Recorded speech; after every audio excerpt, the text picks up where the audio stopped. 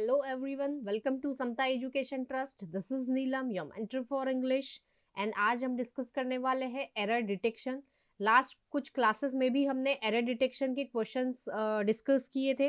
And वो जो questions हमने डिस्कस किए थे वो बहुत ही बेसिक टाइप के थे, बिल्कुल बेसिक कॉन्सेप्ट बेस्ड थे. आज जो क्वेश्चंस हम सॉल्व करने जा रहे हैं या डिस्कस करने जा रहे हैं ये थोड़े एडवांस लेवल के होंगे. तो धीरे धीरे हम हमारा लेवल जो है ये बढ़ा रहे हैं. So without any delay, let's start our session. So here is your first question and आपको बताना है कि इसके किस पार्ट में एरर है. जो नॉर्मल एरर डिटेक्शन का क्वेश्चन होता है, यहाँ पर देखिए इस एक सेंटेंस है, सेंटेंस को 5 पार्ट्स में डिवाइड कर दिया गया, मतलब 4 पार्ट्स में डिवाइड किया गया है, A B C and D. And जो लास्ट पार्ट है वो है नो एरर. तो आपको बताना है कि इसके किस पार्ट में एरर है.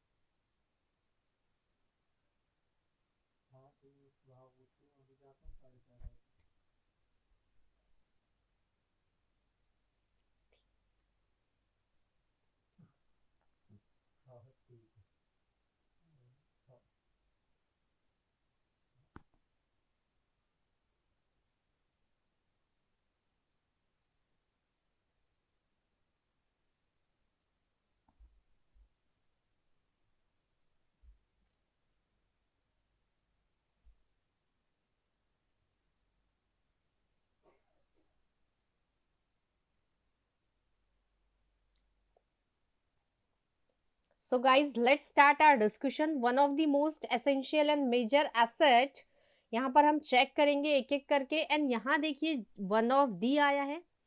एंड जब भी आता है one of the, so one of the के साथ जो एडजेक्टिव होगा वो एडजेक्टिव हमेशा होगा सुपरलेटिव फॉर्म में.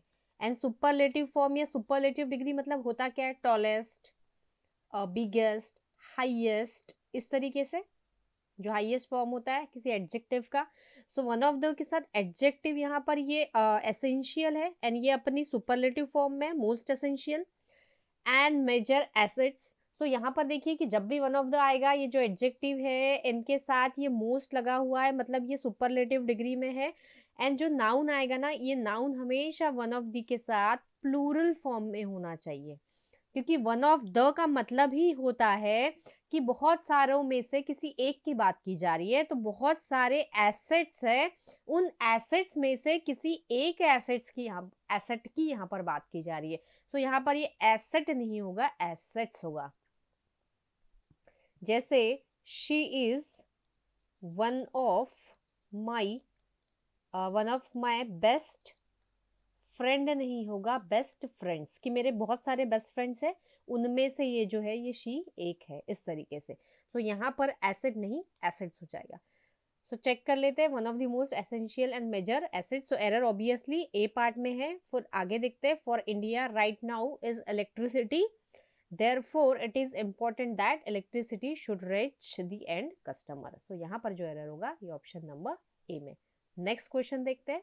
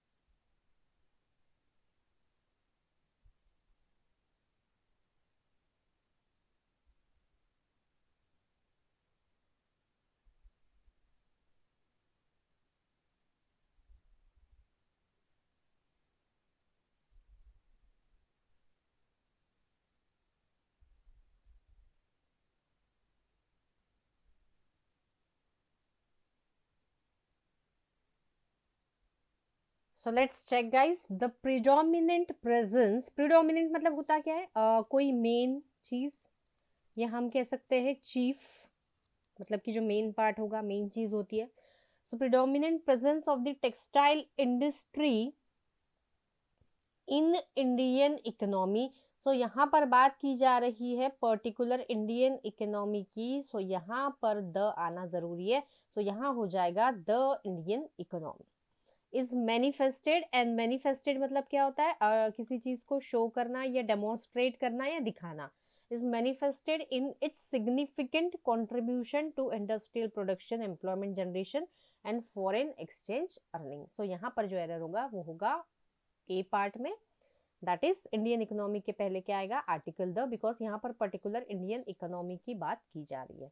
नेक्स्ट क्वेश्चन देखते हैं.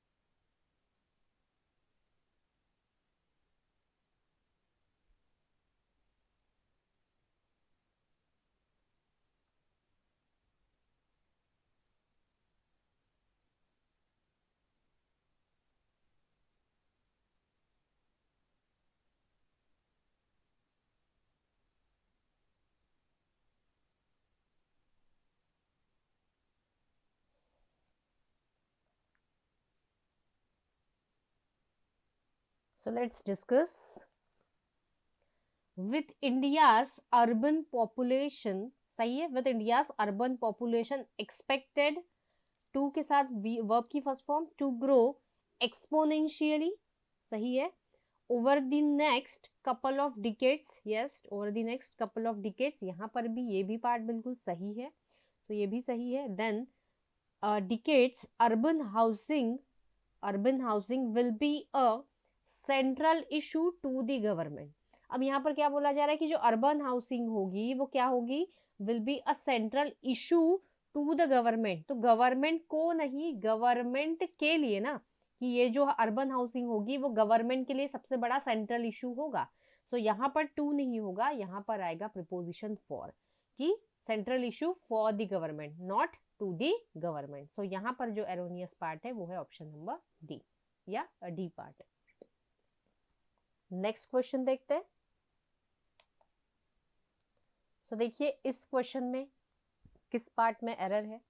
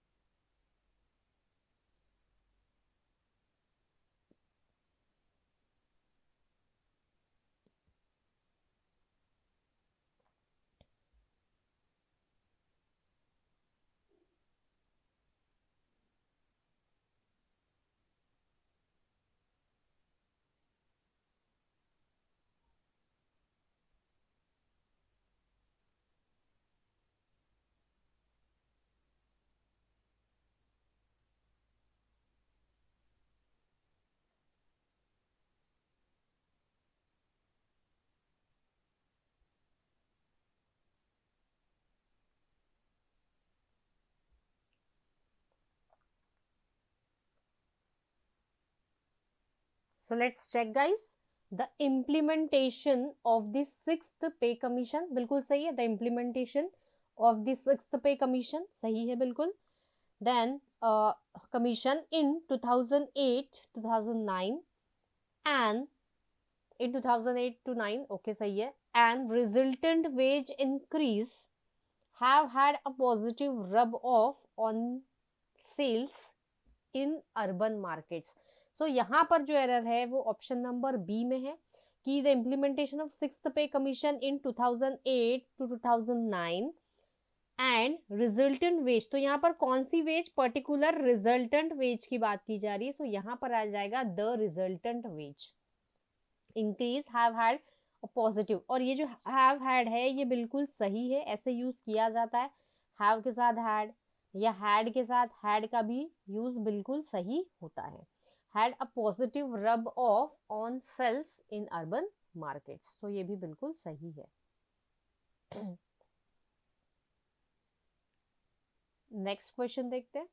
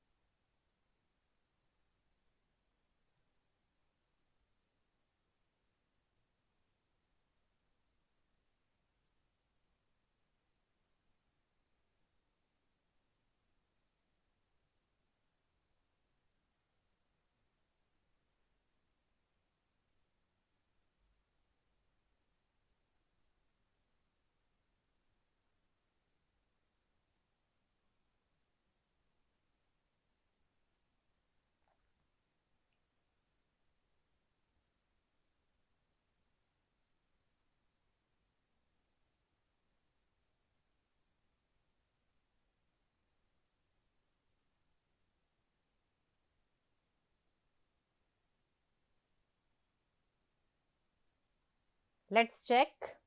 मदान, ये गर्ल है, सो मदान ये नाम है, Madan hesitated in accepting the post, Madan hesitated in accepting the post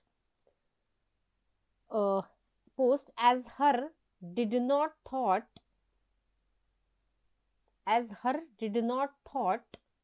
that salary was enough for a man with a family of 8, तो यहाँ पर क्या एरर होगा, यहाँ पर फिर से चेक करते हैं। Madan hesitated in accepting the post, सही है बिल्कुल, as her did not thought, so error is B part में, क्योंकि जब भी डिड आता है, डिड के साथ हमेशा वर्ब की फर्स्ट फॉर्म आनी चाहिए एंड थॉट तो पास्ट फॉर्म हो जाएगी, तो यहाँ पर थॉट का जो फर्स्ट फॉर्म हो जाएगा वो क्या होगा, थिंक। हमेशा याद रखना है कि जब भी डिड आएगा, डिड के साथ हमेशा वर्ब की फर्स्ट फॉर्म फॉलो होती है।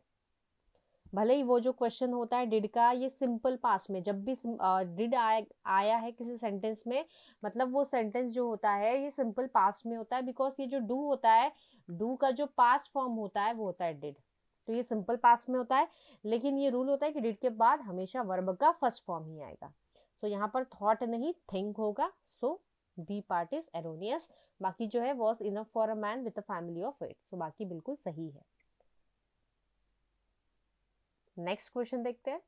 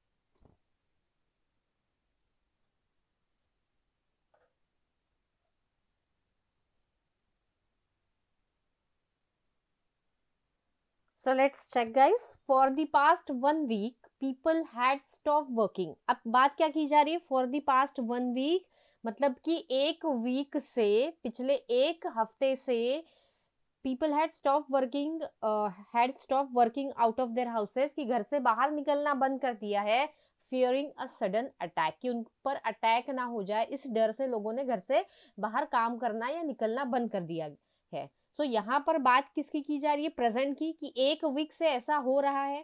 एंड यहाँ पर अगर हैड आता है तो हैड ये बिल्कुल गलत हो जाएगा, कि लोग अभी भी नहीं निकल रहे हैं घरों से बाहर। एक हफ्ता हो गया है, एक वीक हो गया है, और अभी भी लोग घर से नहीं निकल रहे हैं या घर से निकलना बंद कर दिया है। बंद कर दिया था नहीं, है ना। They haven't stop, they hadn't stop, they have stop. मतलब कि यहाँ पर ये हैड आएगा, सॉरी हैड नहीं आएगा, यहाँ पर ये हैव होगा, क्योंकि बात प्रेजेंट की जा रही है, पास्ट टू प्रेजेंट की, कि लोगों ने एक हफ्ते से, मतलब एक हफ्ते से लोग घर से बाहर निकल नहीं रहे हैं। इसीलिए अगर निकल नहीं रहे थे वाला सेंस होता तो हैड होता, पर यहाँ पर प्रेजेंट फॉर्म आएगा हैव। एंड हैव के साथ यहाँ पर ये भी एरर हो जाएगा कि स्टॉप नहीं होगा, क्या हो जाएगा? स्टॉप। क्योंकि हैव आहे, आई चाहे हैड आहे, आई सॉरी, हमेशा वर्ब की थर्ड फॉर्म आती है, हैव, हैड एंड हैज के साथ भी। नेक्स्ट क्वेश्चन देखते हैं।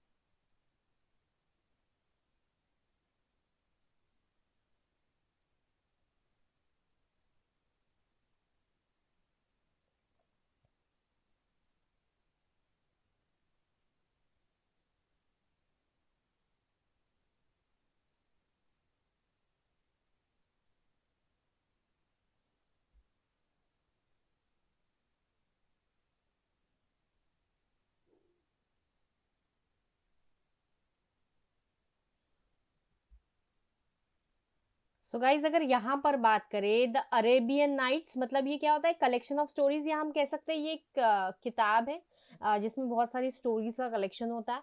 Arabian Nights with stories such as Ali Baba, Aladdin and Sindbad the sailor are an important cultural artifact. तो ये जो कल्चरल आर्टिफैक्ट है वो क्या है? ये अरेबियन नाइट्स, ना कि अली बाबा, अलादीन या सिंदबाद द सेलर की बात की जा रही है। हमारा जो सब्जेक्ट है, मतलब कि यहाँ पर ये वर्ब है, एंड किसी भी सेंटेंस में अगर किसी वर्ब का यूज किया जाता है तो उस वर्ब का सब्जेक्ट होता है, एंड इस वर्ब का जो सब्जेक्ट है ये अरेबियन नाइट्स है। ये इंपॉर्टेंट कल्चरल आर्टिफैक्ट है, वो क्या है? ये अरेबियन नाइट्स। और अरेबियन नाइट्स एक सिंगुलर सब्जेक्ट, एक सिंगुलर किताब का नाम है। तो यहाँ पर ये आर नहीं होगा, यहाँ पर ये इज हो जाएगा। नेक्स्ट क्वेश्चन देखते हैं।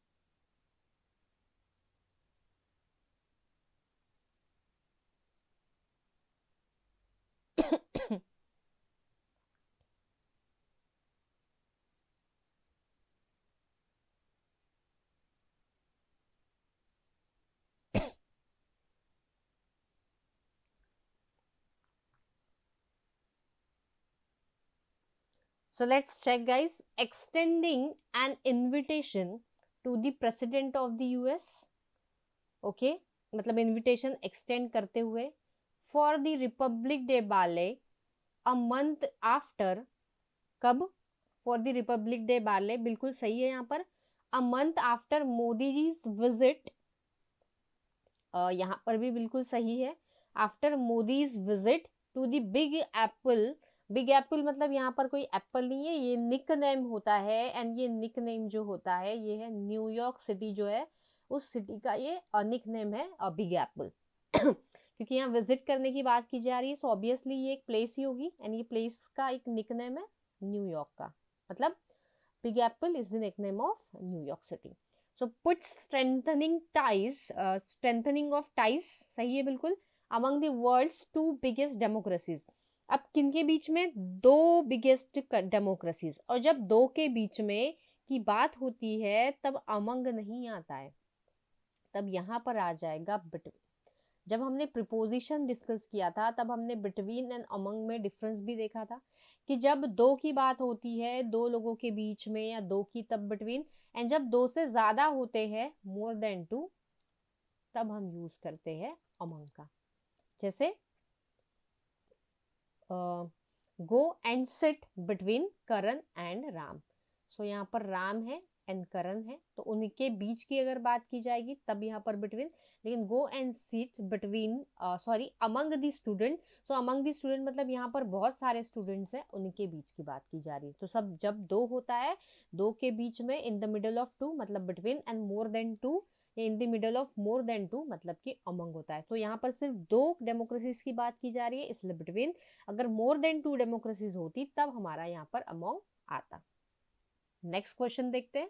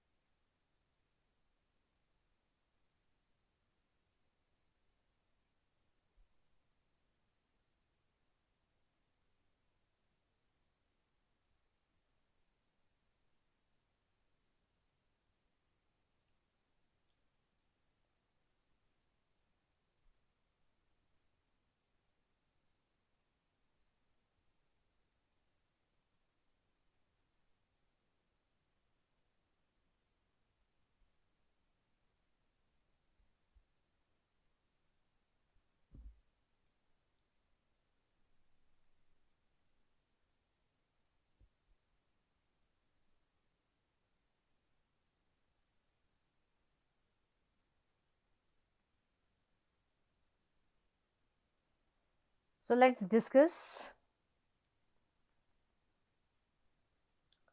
Young Indians pursuing different goals in varied arenas. अलग अलग एरेनाज में अलग अलग फील्ड में. बिल्कुल सही है. Are thinking. आर मतलब कौन? Young Indians. सो बिल्कुल सही है verb. Are thinking differently, creating new business models and influence our life. नहीं, यहां पर जो होगा ये होगा इन्फ्लुएंसिंग. क्योंकि यहां पर बात क्या की जा रही है, क्या क्या कर रहे हैं? थिंक कर रहे हैं, थिंकिंग कर रहे हैं. क्रिएशन का मतलब क्रिएटिंग कर रहे हैं, थिंकिंग क्रिएटिंग. सो यहाँ भी जो हो जाएगा ये हो जाएगा इन्फ्लुएंसिंग. क्योंकि जब भी ऐसे वर्ब्स कनेक्टेड होते हैं ऐसे कॉमा से, तब हमेशा उनकी जो फॉर्म होती है बिल्कुल सही होती है कि क्या क्या कर रहे हैं. थिंकिंग, क्रिएटिंग एंड इन्फ्लुएंसिंग सारे आईएनजी फॉर्म में ही होने चाहिए. And influencing our life and times more comprehensively than at any time in our history. So यहाँ पर जो erroneous होगा पार्ट वो होगा option number C. Next question देखते हैं.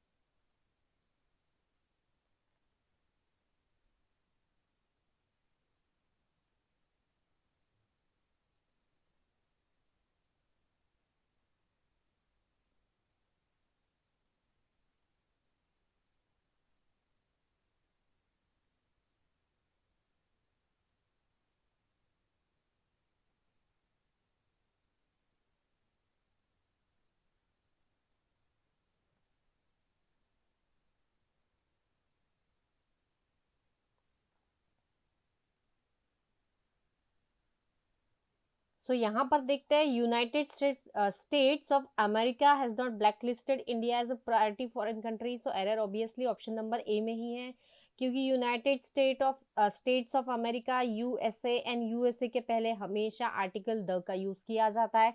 या आप ऐसे भी याद रख सकते हो कि जिस भी कंट्री के नाम में ये स्टेट्स वर्ड आता है उसके आगे हमेशा, उसके पहले हमेशा आर्टिकल द का यूज किया जाता है। So the United States of America हो जाएगा यहाँ पर। बाकी जो सेंटेंस है वो देख लेते हैं। Black listed India as a priority foreign country in its report on intellectual property regime of trading partner despite strong demands from its pharmaceutical companies। so बाकी किसी भी पार्ट में कोई एरर नहीं है। so only part A is erroneous। Next question देखते guys. अब यहाँ से जो है, यहाँ से आपका जो डायरेक्शन है वो डायरेक्शन चेंज है। मतलब कि अभी तक हम करते आ रहे थे कि हमें एरर फाइंड करना होता था कि कोई सेंटेंस है वो 5 पार्ट्स में डिवाइडेड है एंड आपको एरर फाइंड करनी होती थी। लेकिन आपको इस सेंटेंस में, अब यहाँ से हम जो क्वेश्चन सॉल्व करने हैं, आपको ऐसा पार्ट फाइंड करना है जो एरर फ्री होगा, मतलब जिसमें नो एरर होगा, वो पार्ट फाइंड करना है। मतलब कि जैसे यहाँ पर डीप दिख रहा है, अच्छा ये जो हाईलाइटेड पार्ट दिख रहा है, ये हाईलाइटेड पार्ट जितने भी क्वेश्चंस अभी सॉल्व करेंगे, जितने भी क्वेश्चंस में ये हाईलाइटेड पार्ट होगा, ये हाईलाइटेड पार्ट बिल्कुल सही होगा, बिल्कुल करेक्ट होगा। तो हमें इसे ज्यादा देखने की जरूरत नहीं है, जस्ट एक पढ़ना है, एक लुक देना है इस पर, मतलब जस्ट एक बार उसे देखना है, क्योंकि ये जो हाईलाइटेड पार्ट होगा ये बिल्कुल सही होगा। आपको अब देखिए A B C and D, अब ये 4 पार्ट्स है, तो 4 पार्ट्स में से आपको ऐसा पार्ट फाइंड करना है जो एरर फ्री है। मतलब कि इन 4 पार्ट्स में से 3 जो पार्ट्स है, 3 पार्ट्स में एरर है एंड एक जो पार्ट है वो एरर फ्री है। तो आपको ये जो एरर फ्री वाला पार्ट है ये फाइंड करना है। ओके, तो देखिए क्या हो सकता है इस क्वेश्चन का आंसर। ओ सॉरी,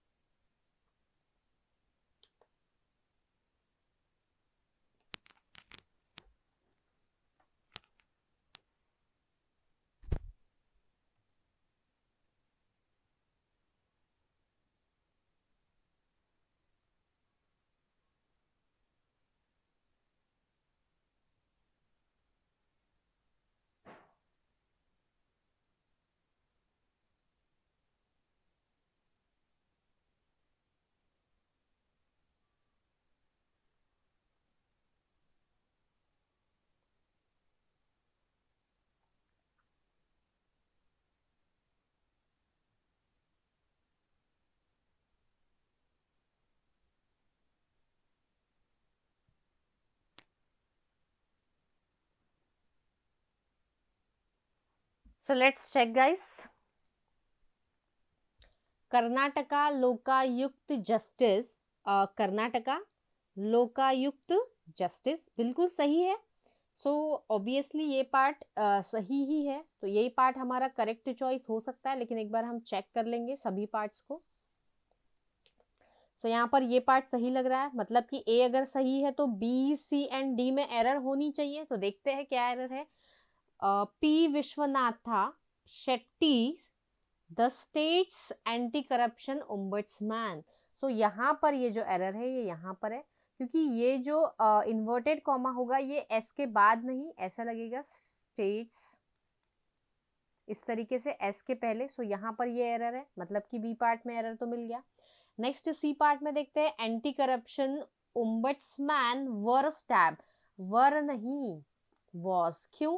क्योंकि यहाँ पर ये सिर्फ एक ओम्बड्समैन की बात की जा रही है और ये तो सिंगुलर सब्जेक्ट है, एक ओम्बड्समैन है यहाँ पर, मैन नहीं है। तो यहाँ पर वर्ब भी सिंगुलर होगा, because subject is singular, noun is singular, so verb भी यहाँ पर सिंगुलर हो जाएगा। मल्टीपल टाइम, मल्टीपल मतलब बहुत सारे, एंड टाइम नहीं होगा, मल्टीपल टाइम्स होगा। मतलब बी पार्ट में भी एरर है, सी में भी एरर है एंड डी पार्ट में भी एरर है। एंड ये जो पार्ट है ये तो ऑलरेडी सही है, मैंने बताया था कि हाईलाइटेड पार्ट बिल्कुल सही रहेगा।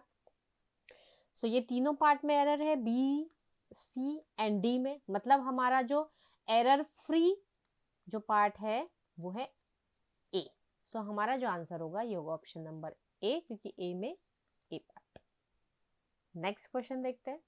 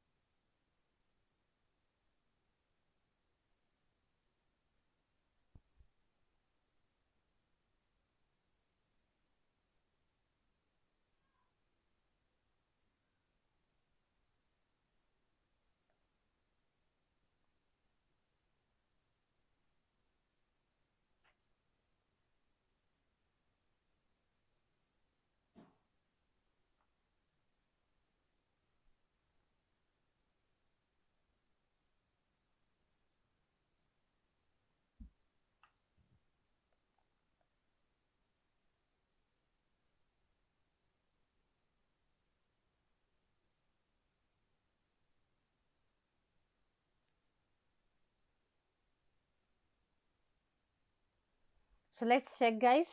Things came to halt, to a halt, बिल्कुल सही है। Things came to a halt on Wednesday, कि चीजें रुक गई वेनसडे को। सो बिल्कुल सही लग रहा है ये पार्ट। नेक्स्ट चेक कर लेते हैं। अगर नेक्स्ट सभी पार्ट्स में एरर निकला मतलब कि पार्ट ए ही सही आंसर होगा। After union finance ministry Arun Jaitley, तो ये मिनिस्ट्री नहीं है, ही इज व्हाट, मिनिस्टर। तो यहाँ मिनिस्ट्री नहीं, क्या हो जाएगा, मिनिस्टर, सॉरी मिनिस्टर। सो मिनिस्ट्री नहीं, मिनिस्टर। सो यहाँ पर ये एरोनियस है, बिल्कुल गलत है।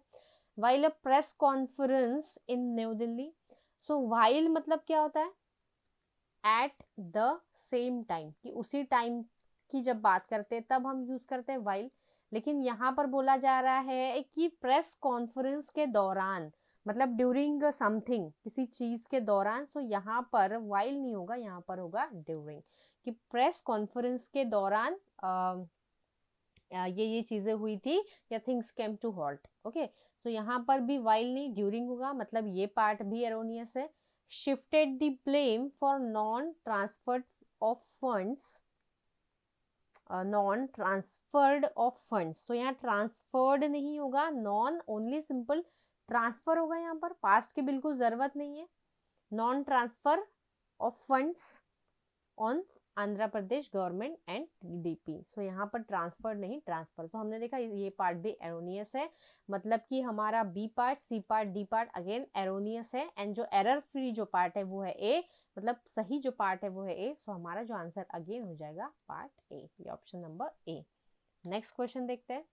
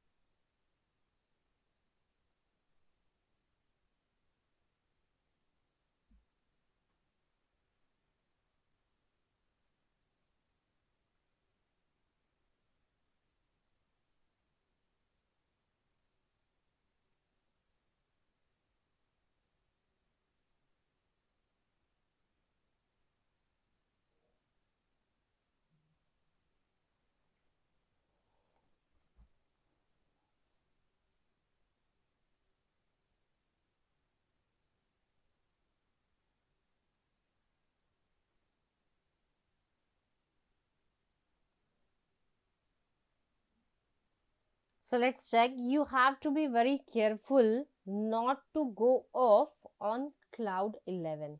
So यहाँ पर अगर बात करेंगे you have to be very careful, सही है. Not to go, to के साथ verb की first form go off, बिल्कुल सही है. On cloud 11, यहाँ पर ये cloud 11 करके ऐसा कोई idiom नहीं होता. ये एक idiom है जो होता है cloud, या तो क्लाउड 9 या तो क्लाउड 7. एंड क्लाउड 9 या क्लाउड 7 का मतलब होता है कि बहुत ज्यादा हैप्पी होना. तो इसे हम कह सकते हैं एक्सट्रीमली हैप्पी. मतलब बहुत ज्यादा हैप्पी होना, बहुत ज्यादा एक्सट्रीमली हैप्पी होना, उसे कहते हैं क्लाउड 9. क्लाउड 9. सो क्या कहा जा रहा है कि आपको बहुत केयरफुल होना चाहिए कि आप मतलब कहते हैं ना कि ये तो आसमान में ही उड़ रहा है, इस तरीके से बहुत ज्यादा मतलब खुश नहीं होना चाहिए. Being too flash, being too flash मतलब बहुत ज्यादा दिखाना. And getting on people's nerves. And यहाँ पर ये जो है get on people nerve, so यहाँ पर ए पार्ट तो एरोनियस है ही है. देन नेक्स्ट देखते हैं get on people's nerve with a dash. So यहाँ पर ये जो गेट ऑन पीपल्स नर्व है ये सही तो बिल्कुल है, ये बी पार्ट बिल्कुल सही है. लेकिन यहाँ पर इस ये भी एक ईडियम है, गेट ऑन पीपल्स नर्व. मतलब हमें क्या होता है, लोगों को नर्वस कर देना या लोगों को अनॉय कर देना, चिढ़ाना, मतलब इरिटेट करना या फिर लोगों को नर्वस कर देना, वो होता है गेट ऑन पीपल्स नर्व. कि दिखावटी करके बहुत ज्यादा खुश होके या बहुत ज्यादा दिखावा करके हम लोगों को नर्वस या अनॉय नहीं कर सकते. मतलब हमें नहीं करना चाहिए with a big ego nuance. अब यहाँ पर अगेन ये ईगो न्यूएंस एक ईडियम है. तो यहाँ पर ये बी पार्ट बिल्कुल सही है, लेकिन यहाँ पर ये ईगो न्यूएंस करके एक इडियम, सॉरी, मतलब ये इडियम है लेकिन ये बिल्कुल यहाँ गलत है क्योंकि ईगो के साथ न्यूएंस नहीं आता है. ये जो सही इडियम होगा ये होगा ईगो ट्रिप. एंड ये जो ईगो ट्रिप होता है इसका मतलब होता है किसी का अटेंशन पाना. अगर हम कोशिश करते हैं कि हम attention seek attention of others कह सकते हैं कि हम अटेंशन पाने की कोशिश कर रहे हैं दूसरों का. और या तो हमें ऐसा फील हो रहा है कि हम बहुत ज़्यादा सुपीरियर है दूसरों से, फील सुपीरियर दैन अदर्स, तो उसे हम कहते हैं ईगो ट्रिप. ओके, कि हम लोग मतलब लोगों को दिखाए कि हम आपसे ज़्यादा अच्छे हैं, आपसे ज़्यादा सुपीरियर, इस तरीके का. तो ये एक ईडियम है जो ईगो न्यूएंस नहीं होता है, ये एक ईगो ट्रिप ओके ईडियम होता है. सो आई होप क्लियर है. सो यहाँ पर भी सी पार्ट में भी एरर है. This anyway because there is so much stack up against them. So यहाँ पर स्टैक नहीं, ये पास्ट में आएगा, stagged up against them in the first place. So option number D भी बिल्कुल गलत है.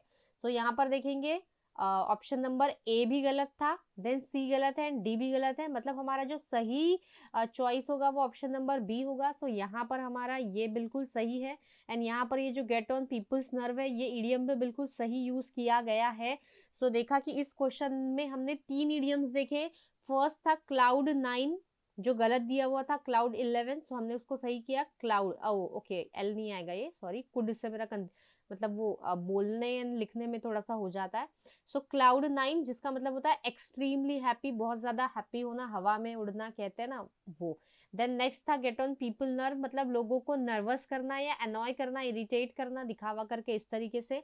देन नेक्स्ट हमने देखा ईगो न्यूएंस लिखा था लेकिन गलत था, ये ईगो ट्रिप होता है, ये भी एक इडियम है. इसका मतलब होता है कि लोगों का अटेंशन पाना या लोगों को बताना कि हम ज्यादा सुपीरियर है देन अदर्स, इस तरीके से. तो यहाँ पर जो एरर होगा ये ऑप्शन नंबर बी में. नेक्स्ट क्वेश्चन देखते हैं.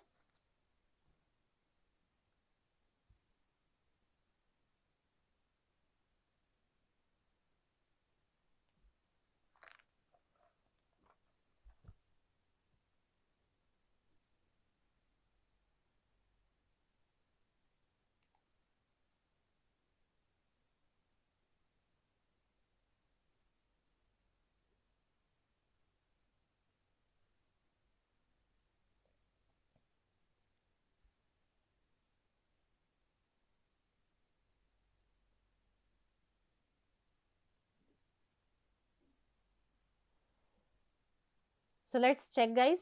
Because her ownership of both the cars, ownership मतलब क्या होता है, मतलब पोजेशन, मतलब वो जो कार थी वो उसी की थी, of both the cars are corroborated, okay, corroborated by mister रिहाइज laser.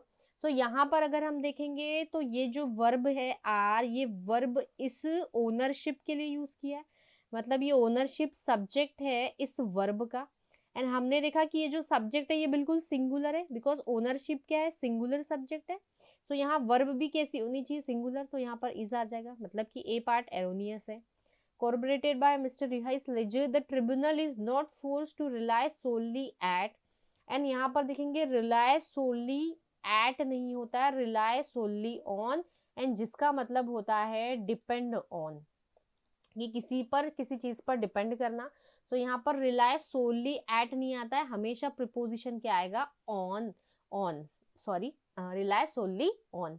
affidavit evidence, and there are sufficient evidence, and there are sufficient evidence. अब यहाँ पर ये आर किसके लिए यूज किया, इस एविडेंस के लिए, ये सब्जेक्ट है ना। यहाँ पर सब्जेक्ट बाद में है एंड वर्ब पहले है, लेकिन फिर भी and there is sufficient evidence, ये जो वर्ब है ये वर्ब पहले यूज किया है। जनरली हम देखते हैं कि पहले सब्जेक्ट होता है देन वर्ब होता है, लेकिन यहाँ पर क्या हुआ है, वर्ब पहले आ गया है, सब्जेक्ट बाद में आया, क्योंकि ये जो आर है ये इस एविडेंस के लिए है। तो यहाँ पर ये आर नहीं होगा, क्या हो जाएगा यहाँ पर, ये is. Sufficient evidence to support her claim. Thus, the tribunal concludes that the claimant proved her. तो यहाँ पर इस डी पार्ट में कोई भी एरर नहीं है। सो हमने देखा A part, B part and C part तीनों में एरर था, मतलब सही जो हो जाएगा वो होगा ऑप्शन नंबर डी, मतलब कि ऐसा पार्ट जिसमें कोई भी एरर नहीं है। सो आई होप सारी चीज़ें क्लियर थी, and I hope this session was very useful for all of you, क्योंकि हम सारे क्वेश्चंस कॉन्सेप्ट पे ही डिस्कस कर रहे हैं, मतलब क्लियरली उसका पूरा कॉन्सेप्ट भी डिस्कस कर रहे हैं, क्योंकि एग्जाम में जो क्वेश्चंस आते हैं वो क्वेश्चंस हाई लेवल के, हाई लेवल मतलब होता क्या है कि थोड़ा क्वेश्चन को लेंदी बना दिया जाता है, थोड़ा चेंज कर दिया जाता है, और हमें लगता है कि बहुत ज़्यादा टफ क्वेश्चन है। लेकिन जैसे कि आप देख रहे हो कि ये हाई लेवल के क्वेश्चंस है, लेकिन इनमें जो एरर हम लोग डिस्कस कर रहे हैं ये बिल्कुल बेसिक रूल्स पे, बेसिक फंडास पे बेस्ड है। सो आई होप सारी चीज़ें क्लियर है। Thank you very much guys, do like share and subscribe my video.